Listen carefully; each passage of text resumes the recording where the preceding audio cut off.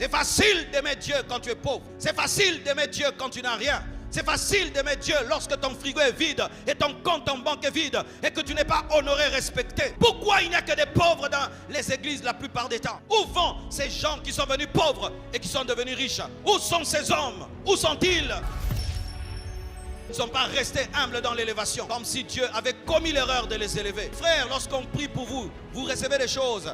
Quand on vous dit que Dieu vous bénisse, vous recevez des choses. Frères et sœurs, lorsque les choses que tu reçois vont se manifester, les choses que tu reçois vont se manifester, et que tu vas commencer à voyager dans le monde entier comme tu veux, et à dormir dans des hôtels 5 étoiles, et voyager en business class, garde l'humilité. Ne viens pas à l'église comme si nous sentons mauvais. Ne viens pas à l'église comme si tu nous fais grâce d'être là. Ne viens pas à l'église comme si tu fais grâce à Dieu de venir à l'église. Des choses qui blessent le cœur de Dieu. Combien de gens, quand Dieu l'élève, il ne peut pas aller dans la maison d'un pauvre parce que ça sent mauvais. Tu lui donnes un verre, ça sent mauvais. Des chrétiens capricieux.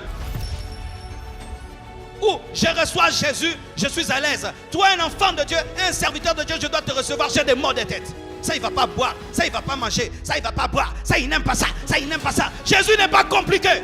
Jésus n'engendre pas des serviteurs de Dieu compliqués. Lorsque Dieu va vous élever, ne devenez pas des hommes de Dieu capricieux et compliqués. Ce n'est pas la parole de Dieu. Il y a des temps dans ta vie, tu croiras que Dieu est contre toi. Non, il est trop pour toi. C'est pourquoi il ne veut pas que tu puisses te cracher. De la même manière qu'on prend beaucoup de temps pour préparer un avion parce que c'est différent d'un vélo. Frère, toi tu iras trop loin. C'est pourquoi tu es en train de bien te visser, parce que si tu te craches, il y a beaucoup de gens qui mourront. Tu n'es pas un vélo, tu es un avion, tu es un Concorde, tu es un Airbus, un A380. Mes frères et sœurs, quand Dieu vous élèvera, ne lâchez pas la prière.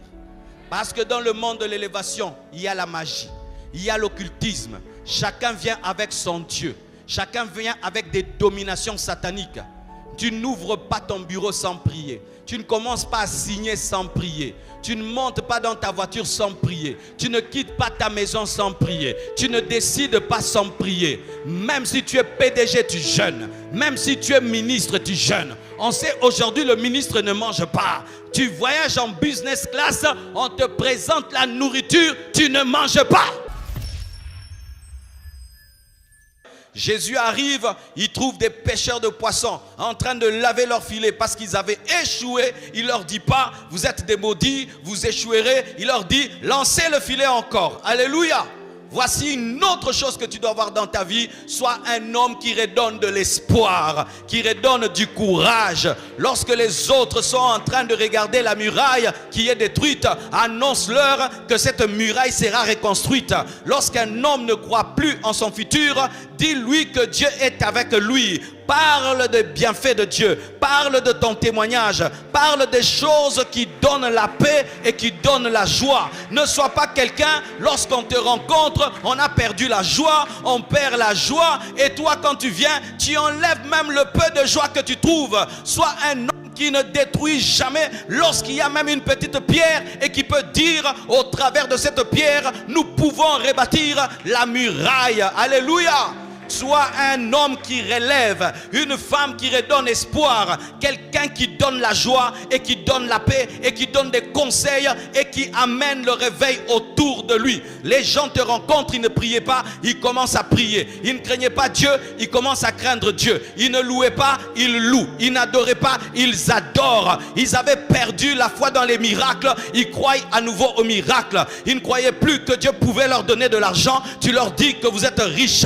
Ils ne croyaient plus qu'il pouvait être guéri, tu lui dis que dans les meurtrissures de Jésus, il a été guéri. Il ne croyait pas qu'il pouvait être délivré, tu lui dis que Jésus a dépouillé les autorités, les dominations. Tu passes dans un village, tu laisses un réveil. Tu passes dans une ville, tu laisses un réveil. Tu passes dans une nation, tu laisses le réveil. Tu passes dans une église, tu laisses le réveil. Tu rencontres un ami, tu laisses le réveil. Tu trouves des gens par terre, tu les relèves. Tu trouves des gens malades, tu les guéris. Tu trouves deux personnes qui veulent se séparer, tu les réconcilies. Tu trouves un homme qui avait abandonné Dieu, tu le ramènes à Dieu. Sois un revivaliste. Soit un feu qui marche.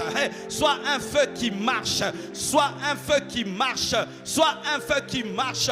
Le feu avait quitté Suse et est allé en Juda au travers de Néhémie. L'espoir avait quitté Suse et est allé en Juda au travers de Néhémie. Mais tu ne peux donner que ce que tu as. Si toi-même tu es désespéré, tu ne peux donner l'espoir. Si toi-même tu n'as pas le feu, tu ne peux donner le feu. Si toi-même tu n'as pas la foi, tu ne peux donner la foi. C'est pourquoi nourris-toi de sainteté, nourris-toi de foi, nourris-toi de prière, nourris-toi d'adoration, nourris-toi d'espoir, nourris-toi de courage, nourris-toi de la parole, nourris-toi de la consécration, nourris-toi de vie et tu donneras la vie et tu donneras la paix et tu donneras l'espoir. Il avait la foi et il a donné la foi. Il avait l'espoir et il a donné l'espoir. Un revivaliste. Et nous en avons besoin dans ce pays. Alléluia. Vous savez, rien qu'avec ces deux avions. Vous avez vu comment l'espoir est revenu, amen, hein? Les avions. Mais il y a plus que les avions. Il y a Jésus. Mais le problème, c'est que nous ne prêchons pas l'évangile. Nous devons prêcher l'évangile. 2 avions, 4 avions ont redonné la confiance nationale. Pourquoi? Parce que les hommes étaient désespérés. Église prêche. Église parle. Parle dans les deuils.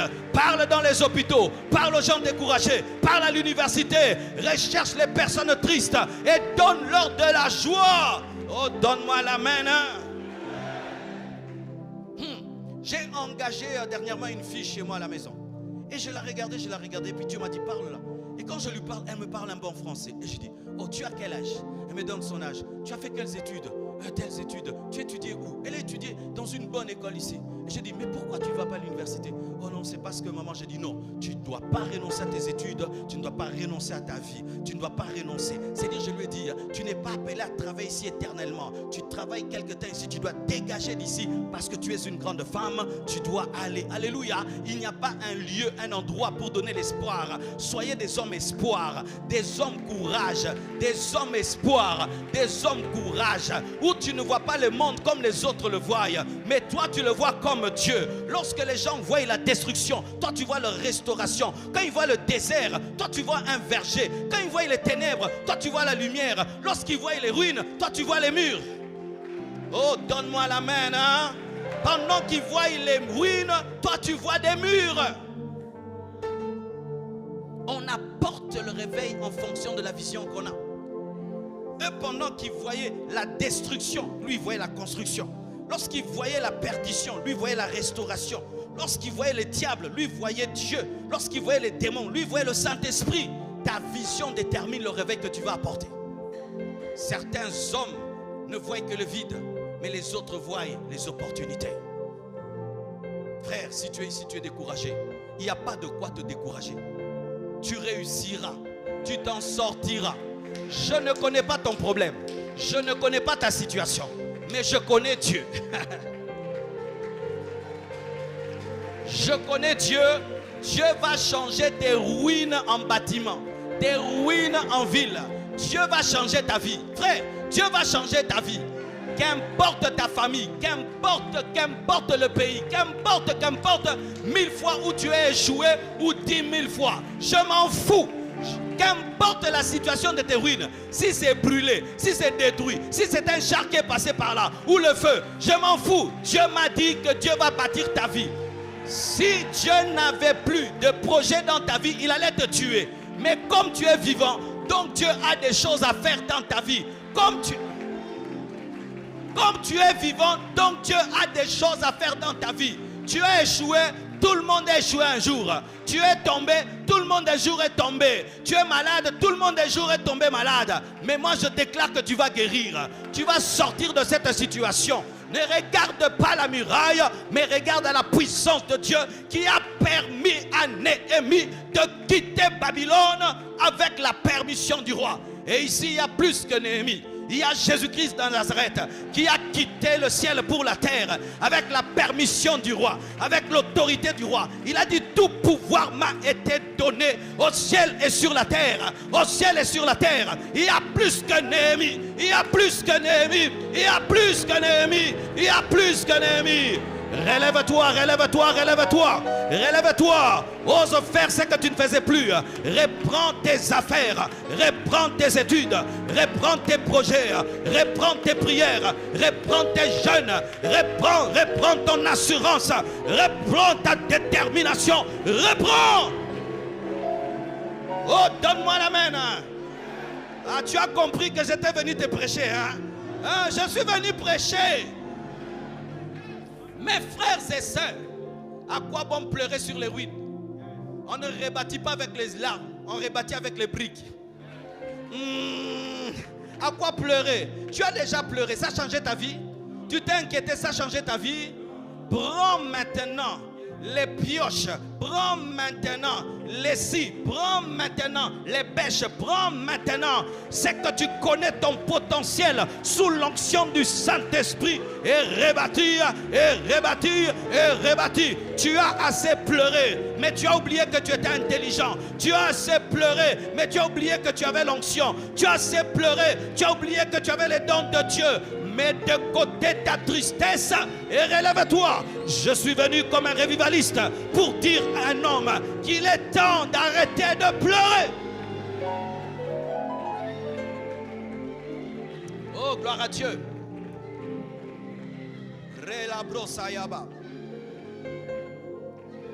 Dis, c'était un homme humble.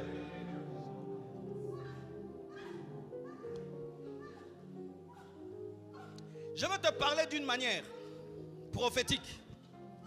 La Bible dit ceci dans Néhémie 1, verset 4. Lorsque j'entendis ces choses, je m'assis, je pleurais. Et je fus plusieurs jours dans la désolation. Je jeûnais et priais devant le Dieu des cieux. Qui priait, qui pleurait? Ce n'était pas n'importe qui. C'était un chanson du roi. Un homme élevé, mais qui pleure, qui pleure, qui pleure, qui pleure. Un politicien qui pleure. Un homme élevé qui pleure. Oh, Raseyaba. Je crois, mes frères et sœurs, que parmi vous, certains ne seront jamais pasteurs. Je crois de tout mon cœur que certains au milieu de vous ne seront jamais envoyés ouvrir des extensions. Mais d'autres seront des ministres, d'autres seront des sénateurs, d'autres seront des députés. Je ne suis pas en train de faire une récitation évangélique. Je suis en train de prophétiser sous l'onction de l'Esprit. Mais promettez-moi une chose, mes frères. Soyez humbles dans l'élévation. L'une des choses qui détruit ce pays, c'est que lorsque Dieu élève, on ne pleure plus. Lorsque Dieu élève, on se pense différent. C'est pourquoi l'élévation ne se transforme pas en établissement. Parce qu'une chose est d'être élevé, une autre chose est d'être établi. Tu peux être élevé pendant un mois, tu montes et tu descends, mais lorsque tu es établi, tu meurs sur le trône. David n'a pas été élevé, il a été établi, c'est pourquoi il est mort sur le trône. Pourquoi? Parce qu'il avait gardé l'humilité. C'était un roi qui pouvait chanter, c'était un roi qui pouvait danser. Mes fils, promettez-moi que lorsque vous serez riches, vous serez humbles. Que lorsque vous serez riches, vous serez simple. Lorsque vous serez des politiciens, vous aurez le temps de venir mercredi à l'église et vendredi à l'église. Mes fils, promettez-moi que lorsque vous serez des millionnaires, vous n'allez pas venir jouer avec nous et chercher à nous diriger parce que vous nous donnez l'argent. Mes fils, promettez-moi que lorsque vous allez devenir riches, vous ne serez pas trigame, polygame, quadrigame. Que lorsque vous serez grand, vous allez continuer à chanter, continuer à rester dans la chorale, continuer à filmer, continuer à prendre des photos. Imagine un millionnaire qui prend des photos. Imagine un milliardaire qui modère. Imagine un multimillionnaire qui chante à la chorale. Il n'a même pas besoin de prêcher, ça vient d'une prédication.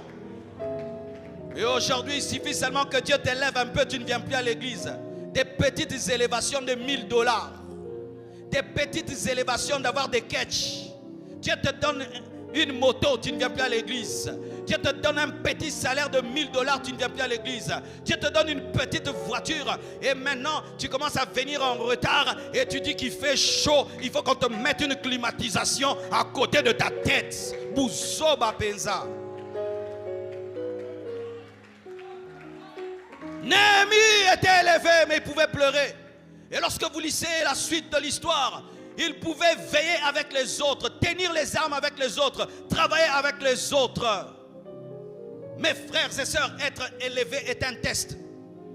Et sachez que l'élévation ne détruit personne, ça amplifie ce que tu es. L'élévation est un amplificateur. Vous voyez, il y a un ampli. L'amplificateur n'est pas en train de changer ma voix. Il est en train de révéler ma voix. Et l'élévation révèle qui tu es. Si tu es orgueilleux, l'élévation va révéler ton orgueil. C'est pourquoi avant l'élévation, tu dois être brisé. Afin qu'il y ait l'amplification du brisement. C'est pourquoi avant l'élévation, tu dois être humble. Afin qu'il y ait l'amplification de l'humilité. Mais si avant que Dieu ne t'élève, tu refuses le brisement, mon frère, lorsque Dieu va t'élever, ça va révéler qui tu es. C'est facile d'aimer Dieu quand tu es pauvre. C'est facile d'aimer Dieu quand tu n'as rien. C'est facile d'aimer Dieu lorsque ton frigo est vide et ton compte en banque est vide et que tu n'es pas honoré, respecté. Pourquoi il n'y a que des pauvres dans les églises la plupart des temps? Où vont ces gens qui sont venus pauvres et qui sont devenus riches? Où sont ces hommes? Où sont-ils? Ils n'ont pas supporté l'élévation. Ils ne sont pas restés humbles dans l'élévation. Comme si Dieu avait commis l'erreur de les élever. Mes frères, lorsqu'on prie pour vous, vous recevez des choses. Quand on vous dit que Dieu vous bénisse, vous recevez des choses. Je suis venu à l'église, j'avais 15 ans, 16 ans, mes frères. On m'imposait les mains, j'ai tombé, j'ai retombé. Et on croirait que j'étais en train de jouer au culbute. Non, je recevais des choses. Aujourd'hui, ça fait de moi ce que je suis aujourd'hui. Frères et sœurs, lorsque les choses que tu reçois vont se manifester, les choses que tu reçois vont se manifester, et que tu vas commencer à voyager dans le monde entier comme tu veux, et à dormir dans des hôtels 5 étoiles, et voyager en business class, garde l'humilité. Ne viens pas à l'église comme si nous sentons mauvais. Ne viens pas à l'église comme si tu nous fais grâce d'être là. Ne viens pas à l'église comme si tu fais grâce à Dieu de venir à l'église. Des choses qui blessent le cœur de Dieu. Regardez cet homme. Il devient grand, mais son souci, c'est son peuple. Il peut quitter le palais du roi et aller dans des endroits bizarres. Pourquoi? Il a gardé le cœur. Combien de gens, quand Dieu l'élève, il ne peut pas aller dans la maison d'un pauvre parce que ça sent mauvais. Tu lui donnes un verre, ça sent mauvais. Des chrétiens capricieux. Où je reçois Jésus, je suis à l'aise. Toi, un enfant de Dieu, un serviteur de Dieu, je dois te recevoir. J'ai des maux de tête. Ça, il ne va pas boire. Ça, il ne va pas manger. Ça, il ne va pas boire. Ça, il n'aime pas ça. Ça, il n'aime pas ça. Jésus n'est pas compliqué. Jésus n'engendre pas des serviteurs de Dieu compliqués. Lorsque Dieu va vous élever, ne devenez pas des hommes de Dieu capricieux et compliqués. Ce n'est pas la parole de Dieu. Jésus-Christ rencontre des pêcheurs de poissons et il mange les poissons avec eux. Le ressuscité prépare. Les mains ressuscitées ont touché le poisson. Les mains ressuscitées ont préparé le poisson. Vous savez que lorsqu'il fallait arrêter Jésus-Christ, il fallait qu'on lui donne un bisou. Pourquoi? Parce qu'il était tellement confondu aux autres. L'humilité, le roi des rois, le seigneur des seigneurs. Frère, quand tu as l'argent, tu entres ici, tu oublies ton argent. Tu as des diplômes, tu oublies tes diplômes. Tu oublies qui tu es. D'ailleurs, tu es quoi? Tu es quoi? Tu es quoi? Qui tu es? Qui tu es? Dis-moi. Un homme qui ne va même pas atteindre 120 ans. Est-ce que tu connais tout? Tu ne connais pas tout. Est-ce que tu as tout? Tu n'as pas tout. Est-ce que tu peux tout? Tu ne peux pas tout. Est-ce que tu es partout? Tu n'es pas partout. Maintenant, tu es orgueilleux de quoi? Même si tu as des milliards, tu vas les emporter? Vous, les milliardaires, qui êtes devenus des orgueilleux, vous allez laisser ça. C'est nous qui allons manger ça. Parce qu'aucun milliardaire ne peut consommer ces milliards. Bill Gates mourra, il va laisser ça. Elon Musk, il va laisser ça. Tu es orgueilleux de quoi? De ce que tu ne peux même emporter. Car même si on t'enterre dans un cercueil en diamant, ce n'est pas le tien. Vous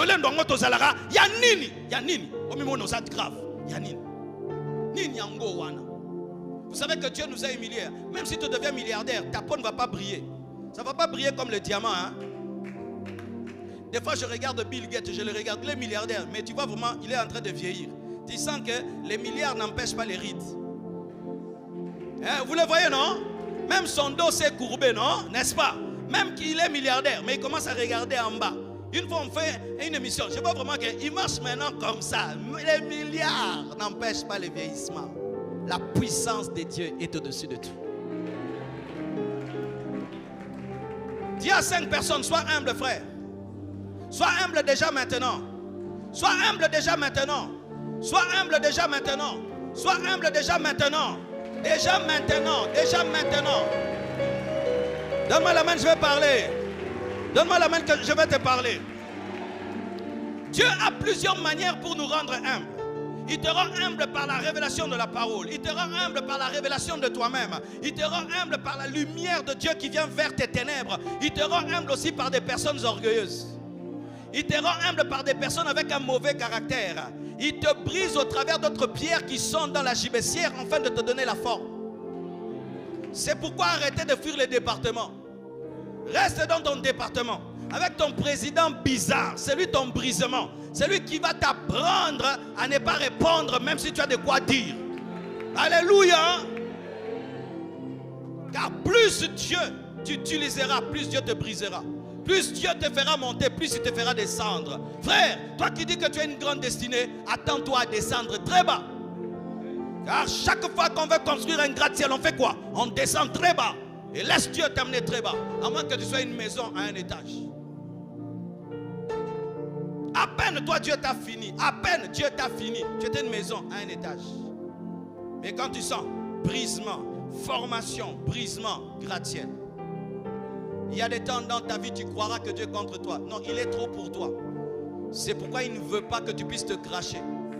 De la même manière qu'on prend beaucoup de temps pour préparer un avion parce que c'est différent d'un vélo. Frère, toi tu iras trop loin. C'est pourquoi Dieu est en train de bien te visser. Parce que si tu te craches, il y a beaucoup de gens qui mourront. Tu n'es pas un vélo, tu es un avion, tu es un Concorde, tu es un Airbus, un A380. Le problème de ce pays, nous ne supportons pas l'élévation. Que ce soit les pasteurs, que ce soit les politiciens, que ce soit tout le monde, nous ne supportons pas l'élévation. Nous changeons dans la gloire. Nous décevons Dieu. Frère, change à l'extérieur peut-être. Tu changes de veste, de costard, de parfum, mais ton cœur le même. Alléluia. Tu changes de quartier, mais le cœur le même. Tu changes de milieu, mais le cœur est le même. Quand on s'approche de toi, on se rend compte que c'est une veste chère. On se rend compte que le parfum est cher. On se rend compte que la montre est chère, mais le cœur est simple. Est-ce que tu peux promettre ça à Dieu? Futur député, tu promets? Futur ministre, vous promettez? Futur président, vous promettez? Future première dame, vous promettez? Vous promettez? Quand toi tu seras première dame, qu'est-ce que tu me feras? Dis-moi un peu. Je serai toujours ton pasteur ou ton ami. C'est pourquoi on ne sait pas vous conseiller. Vous changez vos pères en amis. Il suffit que tu deviens un PDG, tu changes ton pasteur en ami. Non, même si tu deviens PDG,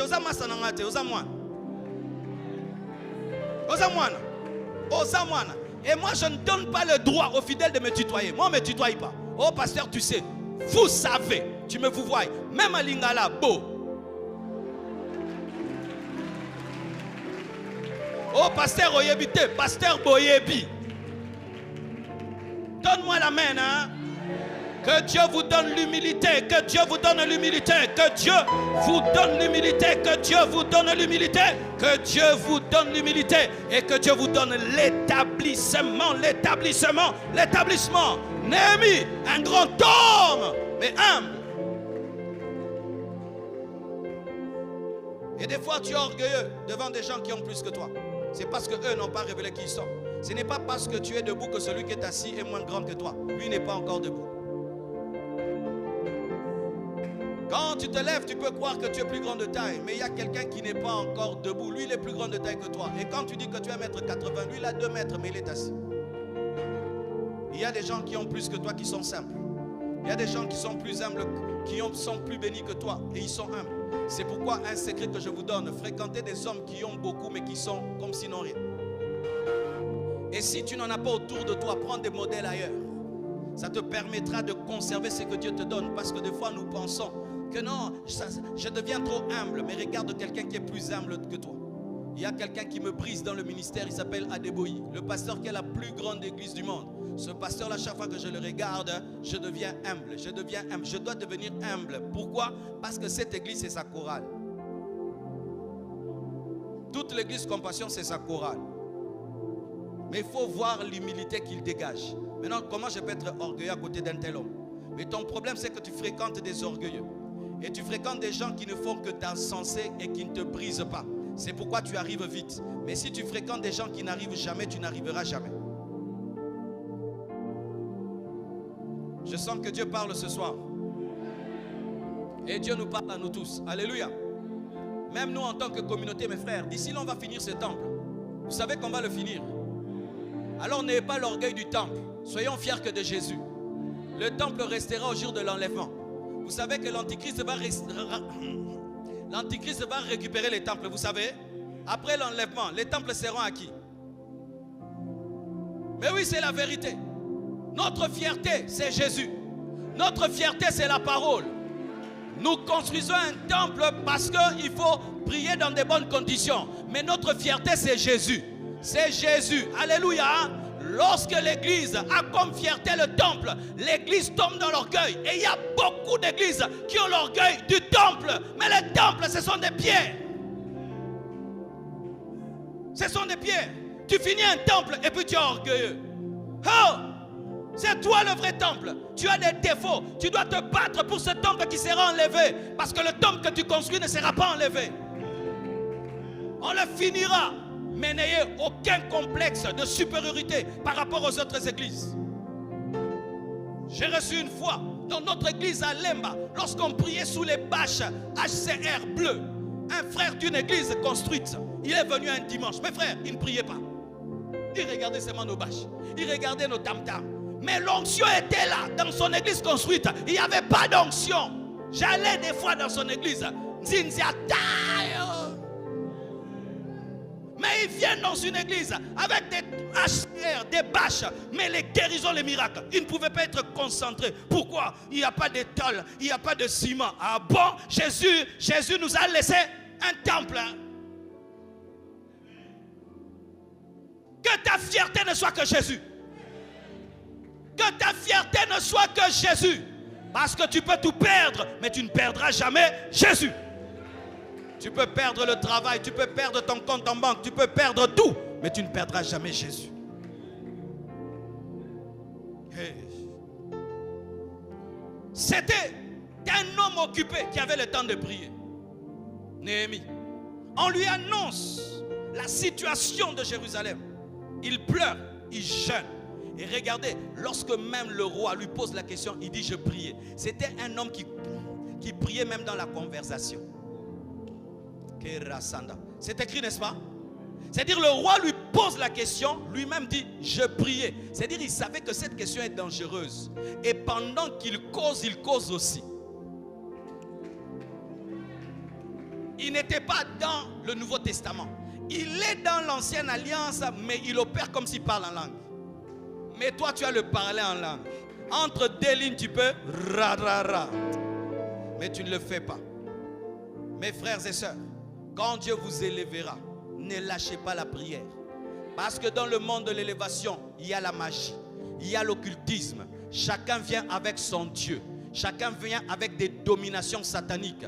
Tu n'ouvres pas ton bureau sans prier. Tu ne commences pas à signer sans prier. Tu ne montes pas dans ta voiture sans prier. Tu ne quittes pas ta maison sans prier. Tu ne décides pas sans prier. Même si tu es PDG, tu jeûnes. Même si tu es ministre, tu jeûnes. On sait aujourd'hui le ministre ne mange pas. Tu voyages en business class, on te présente la nourriture, tu ne manges pas.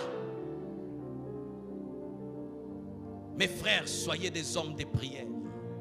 S'il y a quelqu'un ici qui a perdu sa vie de prière, récupère-la. En ce temps de la faim, tu ne peux pas te permettre de ne pas prier. La prière aujourd'hui, c'est comme l'insuline du diabétique. Oui, c'est l'image que Dieu m'a donnée. La prière, c'est comme l'insuline du diabétique. Le diabétique n'oublie jamais l'insuline. Pourquoi? Parce que s'il oublie, le sucre va le tuer. Et tu sais que tu as un sucre en toi, la mauvaise nature adamique. Même si tu es devenu chrétien, elle est là. Et ce n'est que la prière qui la garde à la croix. Frère, sœur, écoute-moi. Tu ne seras jamais un homme de prière sans programme de prière. Les gens qui prient sans un programme ne prient pas bien. La prière, la vie de prière, réclame des rendez-vous avec Dieu. Daniel avait 3 rendez-vous. Le matin, à midi et le soir. Quels sont tes rendez-vous avec Dieu? Tu as des rendez-vous d'affaires. Tu as des rendez-vous avec ton film. Tu as des rendez-vous avec ta télé pour ton match. Mais tu n'as aucun rendez-vous avec Dieu. Des fois tu pries à 8 heures. Des fois tu pries à 9 heures. Des fois tu pries à 12 heures. Tu ne développeras jamais une vie de prière sans un rendez-vous avec Dieu. Certains vous venez devant pour qu'on vous impose les mains et que vous ayez la vie de prière. L'une des choses qui donne la vie de prière, c'est la discipline. C'est la discipline. Tu sais que le matin, 4h à 6h, je prie. 11h à 14h30, je prie. 21h à 23h, je prie. Et tu sais que j'ai mes 3 rendez-vous. Et je dois lire la Bible et lire un livre. Tu te disciplines. Et quand Dieu veut t'amener au-delà, il t'amène au-delà. Si Dieu veut ajouter un 4e programme, il ajoute. Mais toi, tu as ton programme. Si Dieu veut te parler, quand est-ce qu'il t'aura? Si Dieu veut t'enseigner des choses pendant longtemps, quand est-ce qu'il sait qu'il peut venir vers toi? Car un homme qui n'a pas de rendez-vous avec Dieu, Dieu ne sait pas où le croiser. On a attrapé Jésus. Pourquoi? À cause de ses habitudes de prière. La croix a attrapé Jésus à cause de ses habitudes. Et sachez que la croix est une bénédiction pour Jésus. Si Jésus n'avait pas des habitudes de prier, la croix n'allait pas l'attraper. Quand tu rentreras à la maison, va faire un programme de prière. Et sachez ceci, que la vraie vie de prière n'est pas la participation à des programmes d'église, c'est ton propre programme. La vraie vie de prière, ce n'est pas vibrer à l'église, c'est être capable le matin de quitter ta chambre, ton lit et aller quelque part t'enfermer chercher Dieu. C'est être capable d'éteindre ton téléphone et ta télévision pendant que tout le monde cause et aller chercher Dieu. C'est être capable de résister au sommeil et de passer le temps avec Dieu. Néhémie était entouré des magiciens. En Babylone, il y avait la magie. Il y avait l'occultisme, le satanisme. Mais malgré cela, il était un homme élevé parce qu'il avait une dimension supérieure aux magiciens.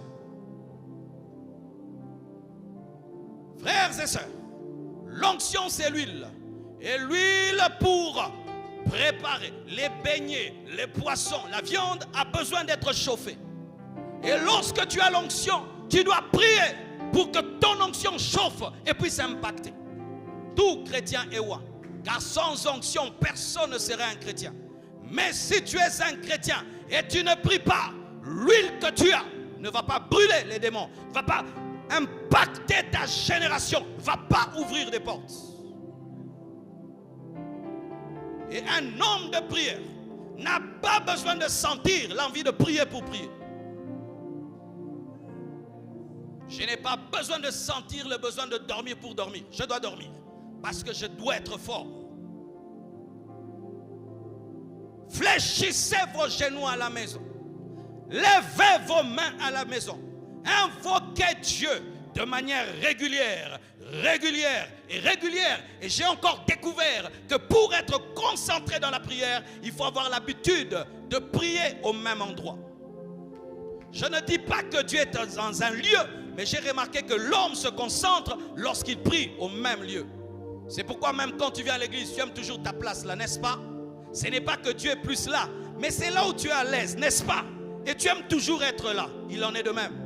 C'est pourquoi, n'est-ce pas, quand tu déménages et tu changes de maison, tu perds pendant un temps la vie de prière parce que tu n'as pas encore trouvé là où il y a le réseau dans la maison. Donne-moi la main, je vais te parler. Aujourd'hui, je suis en train de parler aux leaders et aux futurs leaders. Lorsque Dieu te bénira et que tu devras louer une grande maison ou acheter une grande maison, la première pièce qu'on cherche n'est pas le salon, n'est pas la toilette, la cuisine, la chambre de prière.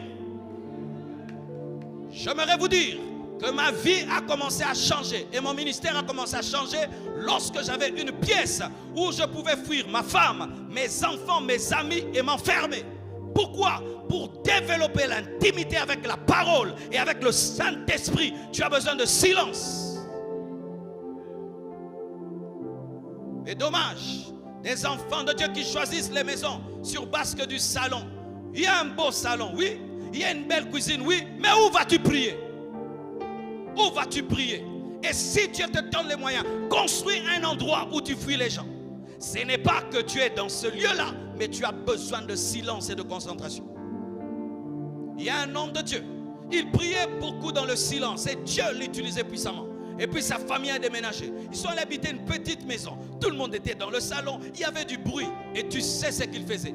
Il prenait sa voiture. Il a démarré. Il allait très loin. Il la gare. Il ferme tout. Et il prie. Parce que frère, perdre la vie de prière, c'est mourir. Perdre la vie de prière, c'est mourir. Lorsque le diable veut te tuer, il va tuer ta vie de prière d'abord.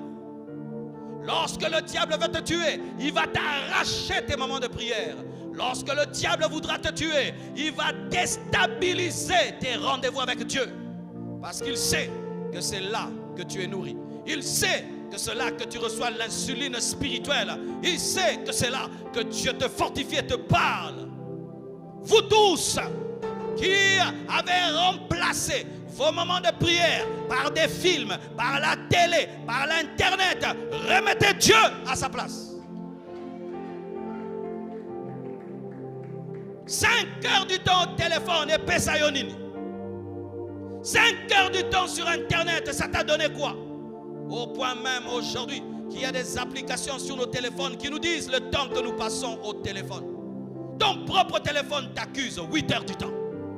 8 heures, ton iPhone te dit 8 heures du temps. Et quand tu élèves, il dit, cette semaine, tu as vraiment regardé le téléphone. Oh, cette semaine, tu as baissé. Tu étais à 4, maintenant, tu es à 3. Vas-tu continuer à passer ta vie devant un écran qui ne change pas ta vie? Vous devez choisir, mes frères, entre vos téléphones et fléchir vos genoux. Il y a des choses que le pasteur ne fera jamais pour toi. On est en train de mentir aux Congolais que le pasteur priera toujours pour eux et pour tout. Il y a des choses que Dieu ne te donnera que par toi-même.